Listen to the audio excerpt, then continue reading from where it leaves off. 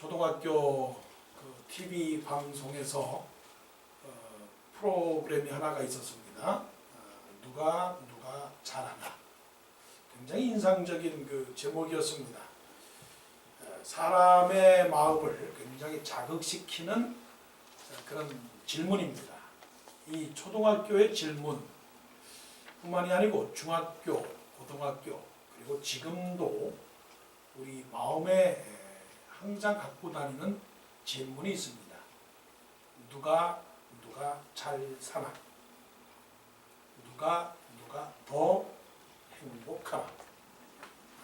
누가 더 잘하나? 그 평가는 사실은 사람들에게 있습니다.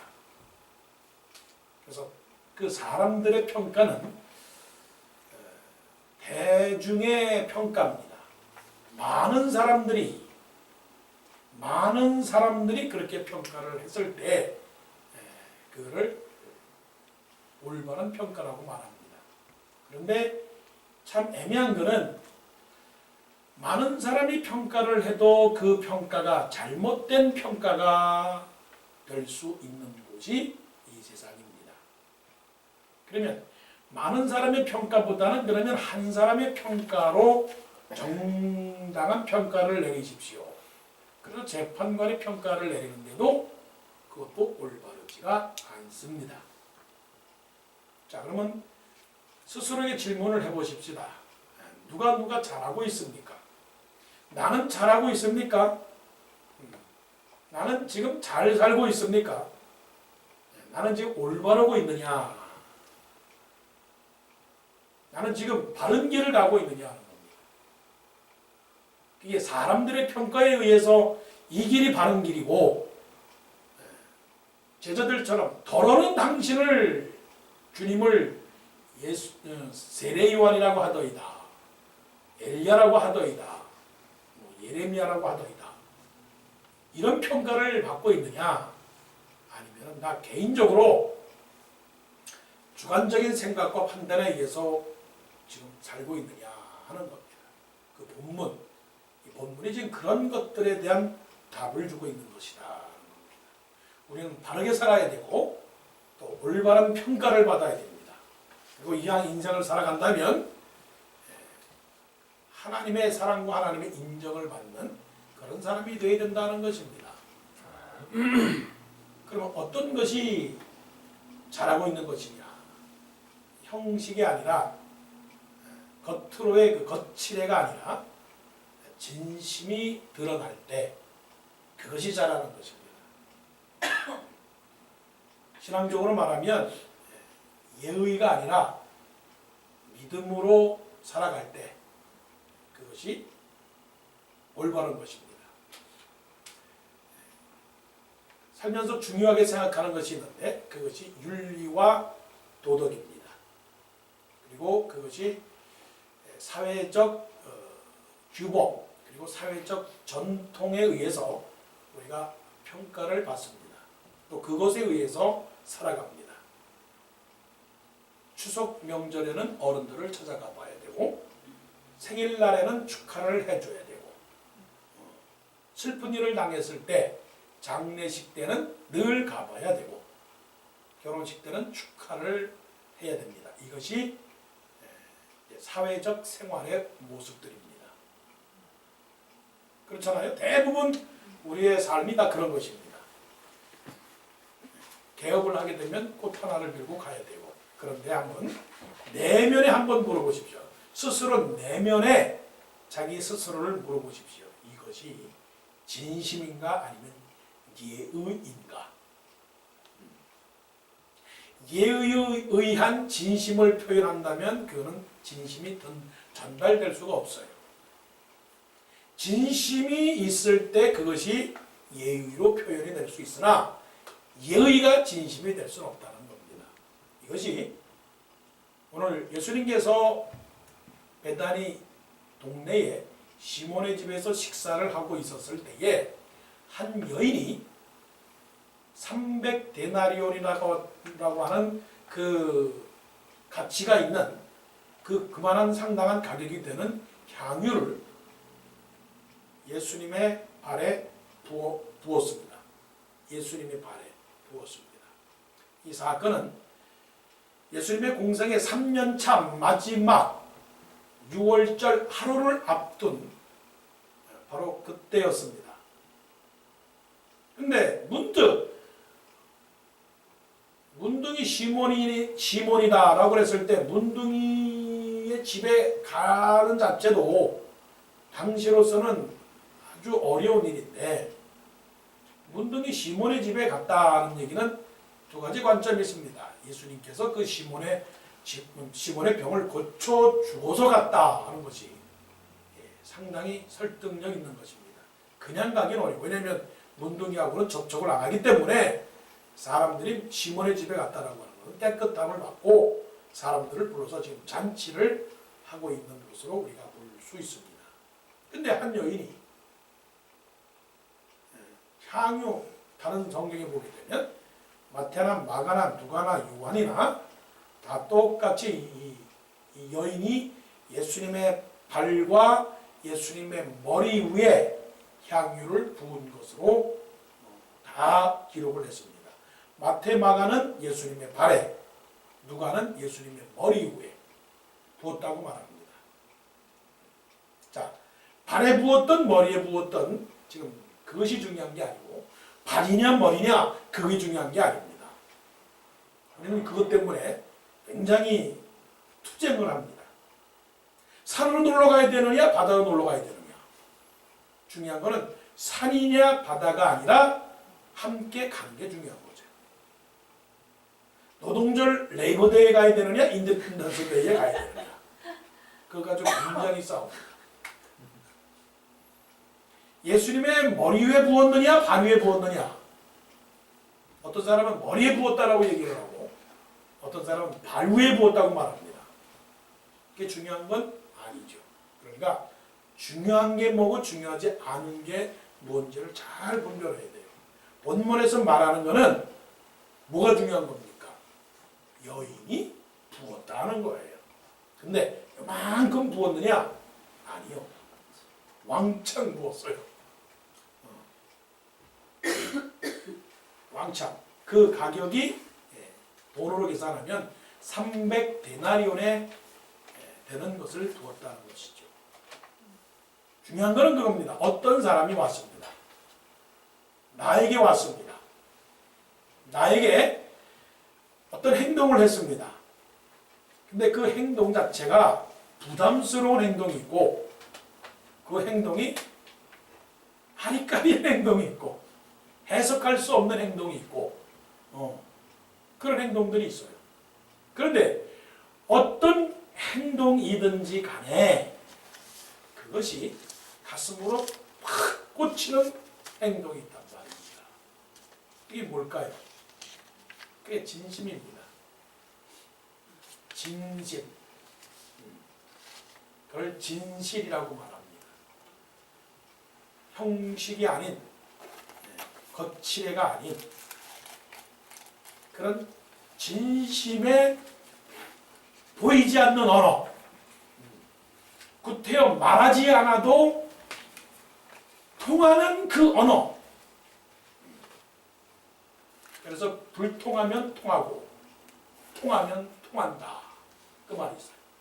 불통한다라고 하는 것은 통하지 않게 되면 통한다라는 것은 곧 통한다는 고통이에요.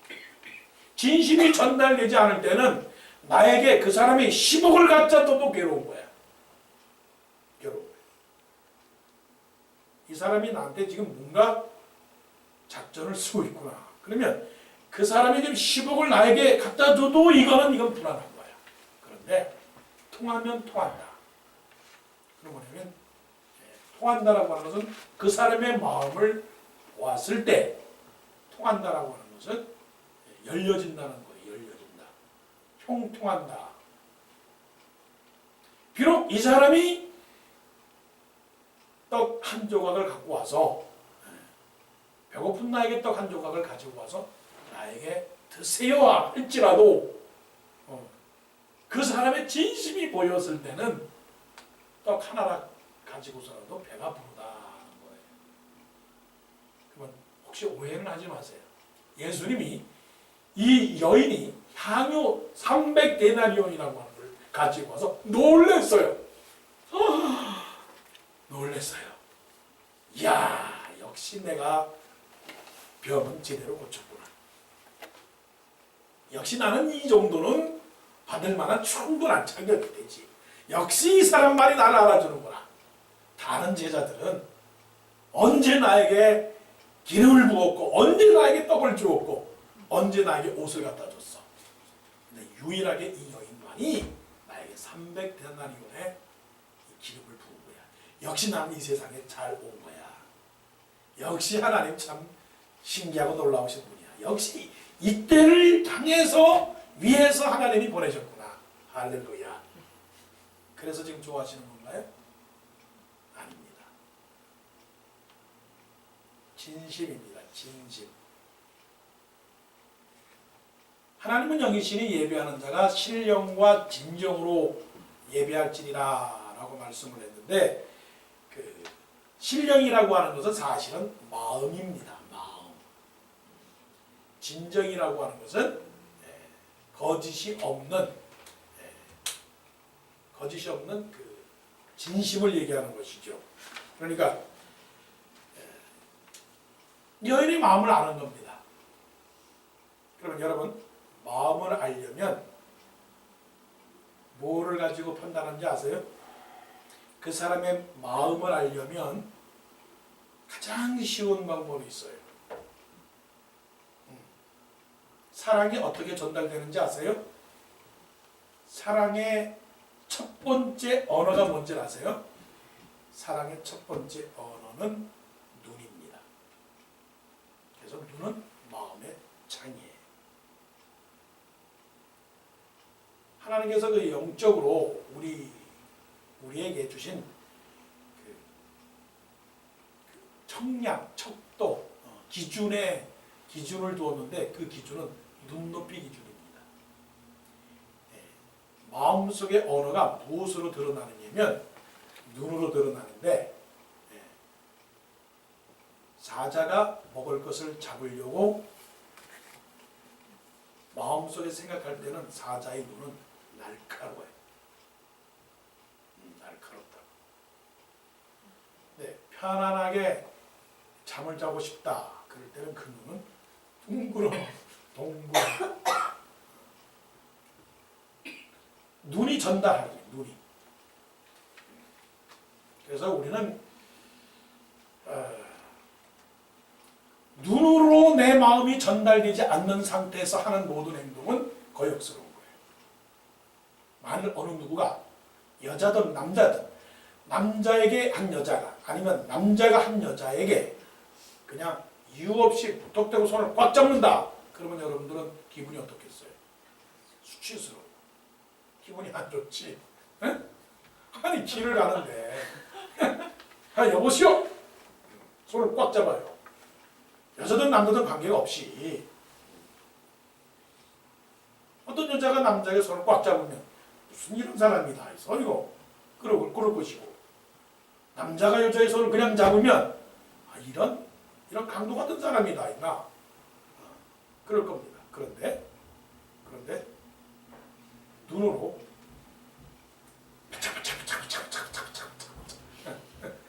눈에 눈망울이 그냥 미술 같은 눈망울이 그래가지고 그런 눈빛에 언어를 주시더니, 눈빛을 주시더니 그 눈빛이 장렬해가지고, 눈빛이 장렬해가지고, 하여튼 그 카메라를 참 잘 조용하게 좀 보면 얼마나 좋을까. 하여튼 장렬해가지고 내 마음에 뭐가 오느냐, 그냥 그게 화살이 꽂혀가지고 내 마음이 확 녹았단 말이에요. 그래서 손을 잡을 때 전혀 부담스럽거나 거역스럽지 않고 오히려 손을 잡아주는 것이 감사해. 지금 예수님이 이 여인의 진정 어린 마음을 읽었다라고 하는 것이에요. 그래서 여러분, 슬퍼할 거나 절망할 이유가 없는 것은 마지막에는 진실은 통한다라고 합니다. 이 진실이 통할 때는 뭐가 있느냐면 자기 삶에 의욕이 생깁니다. 자기 삶에 의욕이 생겨요. 뭐든지 하면 재밌는 겁니다.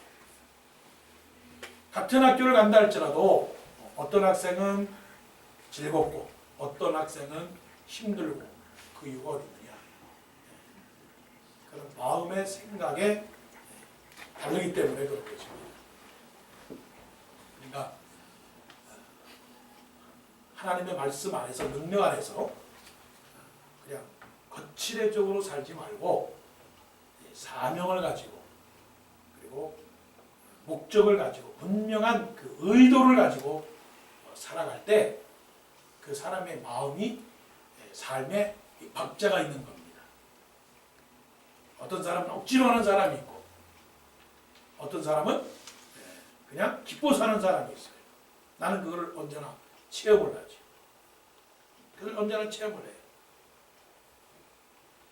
그러니까 진심이 있는 사람은 기쁘고 진심이 없는 것은 기쁘지 않아요. 그건 분명한 겁니다. 그러니까 이것을 꼭 깨닫고 그냥 신앙생활할 때 그래 사회적으로 관계적으로 예의적으로 내가 목사일을 감당할 때 그냥 관계적으로 체면적으로 책임적으로 그렇게 하면 되지. 그건 아니거든요. 그건 아니에요. 하나님 앞에서 진정한 그런 마음을 가질 때 어떤 것도 새벽 기도를 하든지 강단에서 말씀을 증거하든지 뭐 신방을 가든지 어떤 것이든 간에 그것은 기쁘고 즐거운 일입니다. 그것이 마음으로 전달되는 것입니다. 그 다음에 이 여인의 행동은 300이라고 하는 숫자에 의거하지 아니하고 향유라고 하는 가치에 더 중점을 두고 살았다는 겁니다. 자, 이제 사건이 일어났습니다. 어떤 사건이냐? 한 여인이 300데나리온이라고 하는 것을 퍼부었습니다. 퍼부었다라고 하는 것은 쏟아 버렸다는 것입니다. 성경에 보게 되면 허비했다라고 제자들이 말을 합니다. 무엇을 허비했느냐? 향유를 허비한 게 아니고 300을 허비했습니다. 거기에 있는 사람들 한 사람도 예외가 없이 예수님 말고는 제자들 그리고 특히 이제 요한복음에 보게 되면 가룟 유다라고 하는 그런 제자가 말하기를 이 300이라고 하는 것을 왜 이 자리에서 그것도 한 사람에게 허비하였느냐. 자, 말씀 보시죠. 8절, 9절. 아주 중요한 말씀입니다. 이것이 우리의 언어예요. 이것이 우리의 삶의 태도의 많은 부분을 차지하고 있어요. 자, 제자들이 보고 분개하여 이르되 제자들이 보고 분개하여 이르되 무슨 의도로 이것을 허비하느냐. 이것을 비싼 값에 팔아 가난한 자들에게 줄 수 있었겠도다라는 겁니다. 영어로 말하면 그냥 간단하게 말합니다. Why this waste? 짧아요. 굉장히 짧은 거예요. 짧은 거는 언어가 짧다는 것은 분노를 말하는 것이고 분노를 말한다라고 하는 것은 감정의 폭발이고 감정의 폭발은 이성적 행동이 아니라고 하는 것입니다. 그런 것이죠. 그러니까 정중하게 말하면 이런 것입니다. 귀하신 여인이여, 왜 당신은 이곳에 와서 당신이 가져도 충분하게 귀하게 사용할 수 있는 이 향유를 어찌하여 이 귀하신 예수님에게 분 그 의도가 무엇인지 설명해 줄 수 있겠습니까? 그러면 우리가 충분히 이해하도록 하겠습니다. 이게 아니에요. 말이 너무 짧아. 말이 너무 짧다고. 그래서 언어 생활은 말이 길어야 돼요. 오해는 하지 마세요. 말이 많은 게 아니고 정중한 언어일수록 말이 길어요. 말이 길어. 욕을 보게 되면 욕은 짧아. 예의는, 인사는 길어요. 이게 우리 언어 생활 속에서 굉장히 중요해요. 사람의 마음을 설득하고 사람의 마음을 이해시키고 사람의 마음을 편안하게 해주는 것은 긴 언어입니다. 명령은 짧은 거예요. Do it. Do it. 공부해.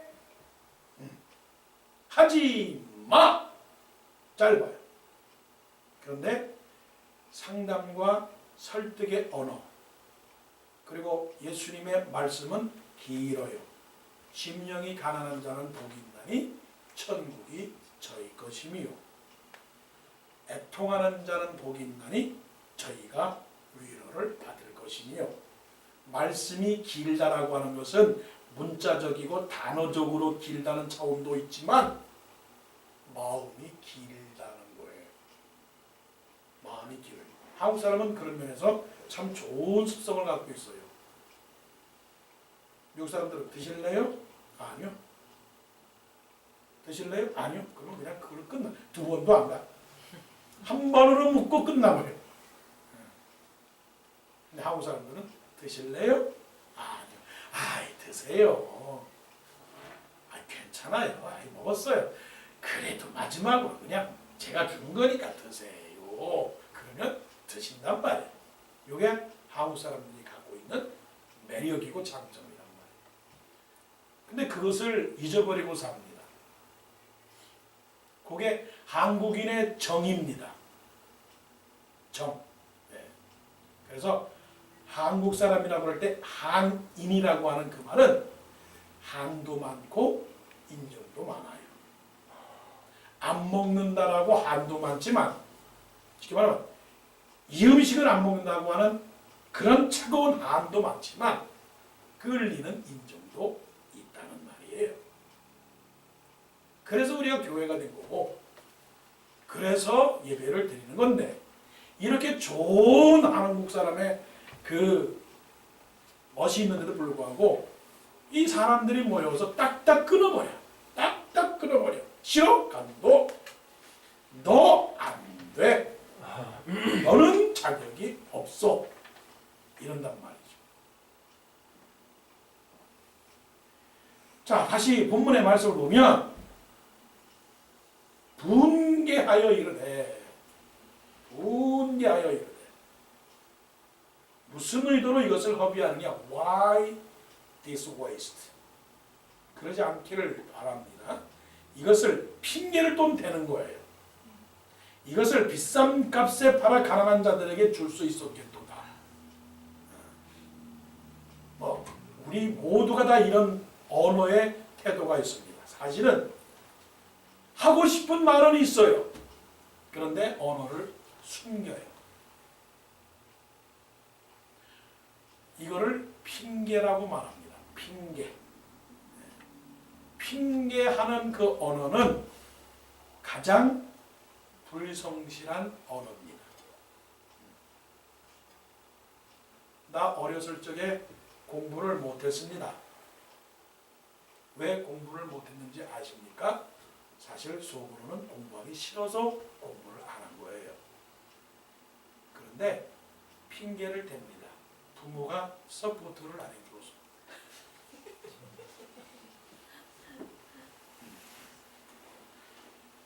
교회를 떠납니다. 예를 들어서 극단적으로.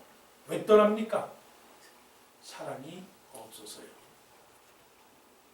사랑이 없어서 교회를 떠난다고 말하지만 사실은 그게 아니에요.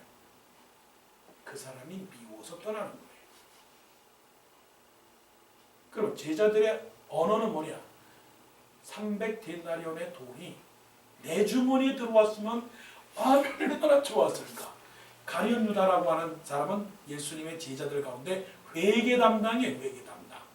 그러니까 300데나리온의 회계를 내가 관리하고 있으면 최소한 100데나리온은 in my pocket.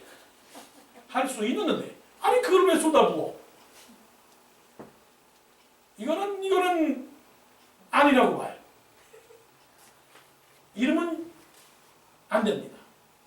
이렇게 우리 실상적인 생활 속에서 사실은 개인적인 욕망과 개인적인 이기적 생각 속에서 공동체라고 하는 공회의 덕을 살리기보다는 개인의 욕망이 너무 지나쳐서 공회를 파괴시키는 그런 것들이 너무 많이 있다는 것입니다. 그러니까 문제는 숫자에 의존하느냐 아니면 향유라고 하는 그 향유가 주는 가치에 의존하느냐가 중요한 거예요. 왜 이 여인은 예수님 발 앞에 부었느냐 하는 겁니다. 이 귀한 향유를 왜 예수님의 발 앞에, 그리고 또 성경에 의하면 왜 예수님의 머리 위에 부어야 되느냐 하는 이유는 예수님은 최고니까. 예수님은 무엇이든지 최고니까. 받기에 합당하니까. 너무 감사하고 너무 고맙고 이것도 드려도 미안한데 이거보다 더 드려야 되는데 내가 가지고 있는 것이 이거밖에 없으니까 드리는 거예요. 향유가 퍼짐으로 인해서 온 그 잔치하는 그 테이블 자체가 그 방 안이 냄새가 나죠. 향기가 나죠. 또 예수님의 그 해석은 이 사람은 향유를 부어서 나의 죽음을 예비하였다라고 말씀을 하는 겁니다. 우리의 목적은 하나님의 영광입니다. 나의 이득이 아니라 하나님의 영광입니다. 하나님의 영광을 위한다면 그 어떤 것도 아깝지 않고 어떤 것도 긴장하지 않고 하나님을 위해서 살아가는 우리 모두가 되어야 될 줄로 믿습니다. 자, 마지막입니다. 마지막은 이 여인은 현재일 뿐만이 아니고 장래를 미리 내다본 사람입니다. 이것이 신앙입니다. 이 여인은 다른 제자들은요, 참 놀랍게도 다른 제자들은 예수님의 죽으심에 관해서 예수님의 부활에 관해서 3번씩이나 들었습니다. 가까이서 들었습니다. 내가 대제사장들과 장로들에게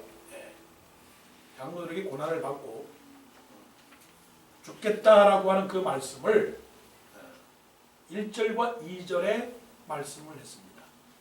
자, 26장 1절 2절.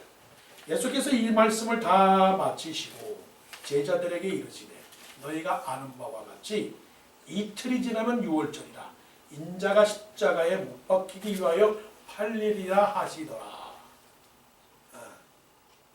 이것을 제자들에게 말씀하셨어요. 그런데 제자들은 그 자체가 그냥 말이지 말씀으로 들리지 않았습니다. 설령 말씀으로 들려도 그것을 믿음으로 받아들이지를 못했습니다. 그러면 지금 선생님께서, 우리의 마스터께서, 우리의 주님께서 십자가에 못 박혀 죽으시는 것을 바로 하루 앞둔 그런 상황 속에서 제자들이 지금 이루고 있을 때가 아니라는 거예요. 긴장해야 될 때입니다. 근심해야 될 때입니다. 회개해야 할 때입니다. 초조해야 할 때입니다. 어떻게 해야 합니까? 우리가 지금 이 시점에서 어떻게 하여야 주님의 이 일을 우리가 따라가고 주님이 십자가에 못 박히게 되는 이 사건에 대하여 우리가 어떻게 하나님 앞에서 바로 설 수 있습니까? 라고 가슴을 찢으며 괴로워해야 하는 때입니다. 그런데 그거를 모르는 거죠. 무감각한 거죠. 태연한 거죠. 어리석은 거란 말입니다. 예수님께서 바로 지금 내일 모레면 죽으시는 그런 순간 속에 가만히 있는다는 것 자체가 이상하지 않아요? 이걸 한번 우리 개인적으로 보면 여러분, 우리는 언젠가는 죽어요. 그게 내일일지 모레일지 모릅니다. 다시 한번 강조를 드립니다. 이 세상의 모든 사람들이 다 병들어서 그것이 심장마비든 그것이 암이든 그것이 어떠한 질병이든지 간에 그 사람이 받았던 질병처럼 우리도 언젠가는 그러한 끔찍한 질병을 받을 날이 얼마 남지 않았습니다. 나는 100세를 산다고요. 100세를 사십시오. 그러나 100세를 살고 101세 죽을지 120세를 살고 121세에 죽을지는 그건 분명한 겁니다. 분명해요. 성경은 이것을 분명하게 말씀합니다. 한 번 죽는 것은 사람에게 정하신 것이요 이후에는 심판이 있으니. 그리고 우리가 살아가는 가운데 이 제자들처럼 숫자 계산이나 하고 그리고 자기 주머니 들어가는 파켓을 그것을 생각을 하고 그리고 화를 내고 그러면서 해야 되느냐라고 아니면 예수님께서 이 여인의 그 행동에 대해서 이 사람은 나의 죽음을 예비하였느니라 내 장례를 예비하였느니라 그것처럼 인정받고 살아가야 되느냐 잠깐 울면 그것이 1년이든 그것이 10년이든 아니 20년 후에는 반드시 우리의 장례 치룰 날이 올 것이라고 하는 사실이에요. 그럼 우리가 먹다가 살다가 죽느냐 그것만으로 우리가 우리의 삶을 그냥 장식할 것이냐 아니면 어느 누구 어리석은 사람들처럼 예수님께서 십자가에 못 박히신 것처럼 나도 십자가에 못 박혀야 되겠느니라 예수님께서 매를 맞은 것처럼 나도 채찍으로 맞아야 되겠다라고 하는 최소한 그런 감정을 가지고 있느냐 하는 것이죠. 예수님께서 말씀을 하십시다. 자, 11절, 10절부터 읽겠습니다. 예수께서 아시고 그들에게 이르시되 너희가 어찌하여 이 여자를 괴롭게 하느냐 그가 내게 좋은 일을 하였느니라. 내게 좋은 일을 하였다라고 하는 것은 세상 사람들이 우리를 향하여 비판하는 그 비판에 대해서 우리를 향하여 하시는 말씀은 그 사람들 가지고 뭐라고 그러지 마라. 그 사람들은 지금 나를 위해서 좋은 일을 하였느니라. 이 말씀입니다. 가난한 자들은 항상 너희와 함께 있거니와 나는 항상 함께 있지 아니하리라. 세상은 흘러간다는 겁니다. 우리는 이 세상을 떠나고 그리고 또한 우리는 죽고 예수님께서 죽으신 것처럼 우리도 이 세상을 떠날 날이 있기 때문에 예수님의 죽으심을 예비한 이 여자가 내 몸에 이 향유를 부은 것은 내 장례를 위하여 함이니라 말씀한 것처럼 우리도 이제 우리 죽음을 준비해야 합니다. 제가 목사로서 증거해야 될 복음의 핵심 그것은 이거밖에 없습니다. 죽어서 천국 가셔야 됩니다. 또 갈 줄로 믿고 살아야 됩니다. 그거가 아니면 우리는 그냥 흙에서 흙입니다. 아무것도 없습니다. 그 아름다운 외모도 그 튼튼했던 육체도 지나가는 일이지만 저스틴이 이야 완전 헐크해. 속으로 생각했어요. 그래 봐야 30년이다. 그 멋있는 육체도 끝나는 거예요. 내가 가져왔던 모든 부귀영화 그것도 다 끝나는 거예요. 박정희 대통령 밑에서 국무총리를 하며 천하 권세를 부렸던 김종필 씨도 결국은 아내의 죽음 앞에 눈물을 흘리는 연약한 모습을 보이는 거예요. 그게 인간입니다. 그러니까 우리가 슬퍼도 너무 슬퍼할 것도 없고 기뻐도 너무 기뻐할 것도 없고 승리를 해도 뭐 천하가 떠나갈 만큼 승리의 감격을 누릴 것도 없고 패배를 해도 절망 속에 패배할 이유가 없는 것은 결국은 죽음이라고 하는 것이 우리를 감싸고 믿음이라고 하는 것이 우리를 다시 부활시키고 그리고 부활 이후의 그 영광된 세상을 우리가 바라보기 때문에 그렇다라고 하는 것입니다. 천국문에 들어갑니다. 주님의 일을 한 사람이 아무리 내가 주의 일을 했습니다. 정치를 한 사람이 내가 대한민국의 정치를 한 사람입니다. 선한 일을 한 사람이 내가 강한 자를 도왔습니다. 공부를 많이 한 사람이 내가 공부를 많이 했습니다. 천국문 앞에서 자격증을 내밀고 이력서를 내밀고 상장을 내보이고 훈장을 내보이고 사업가가 금은 보화 모든 것을 가져가서 그 앞에서 심사를 해도 불합격입니다. 불합격. 여권 심사하듯이 세관에서 검사하듯이 불합격이에요. 그러나 별 볼 일 없는 사람이랄지라도 저는 예수 그리스도의 피를 의지합니다. 예수님을 믿습니다. 예수님만 믿고 살아왔습니다. 그러면 우리는 천국에 갑니다. 그래서 우리가 살아가는 이 세상에 주를 위하여 당하는 여러 가지 어려움과 환난과 핍박, 괴로움, 예수 믿는 사람이랄지라도 아프고, 예수 믿는 사람이랄지라도 성적이 안 좋고, 예수 믿는 사람이랄지라도 돈을 벌지 못하고, 예수 믿는 사람이랄지라도 승진을 못하고, 예수 믿는 사람이랄지라도 이름 나지 못하는 무명한 자라 할지라도 우리가 예수를 믿는다면 천국에 가고, 이렇게 살아가는 삶이 예수님께서 인정하시는 삶인 줄로 믿습니다. 그러기에 이 향유를 본 이 여인의 모습을 다시 한번 기억을 하고 겉칠해가 아니라 진심으로 사시기를 바랍니다. 숫자가 아니라 목적을 가지고 살아가시기를 바랍니다. 현재뿐만이 아니라 장래를 얘기해서 우리의 육신이 죽으면 이제 저 천국에 간다라고 하는 소망을 갖는 것만이 우리 인생의 희망이고 축복입니다. 그 후에는 아무것도 없습니다. 아무것도 없습니다. 천국 가는 그것 말고는 우리가 기대할 소망은 아무것도 없습니다. 인생은 다 놓고 가는 것입니다. 천국에서의 잔치를 소망하면서 살아가는 우리 모두가 되기를 바랍니다.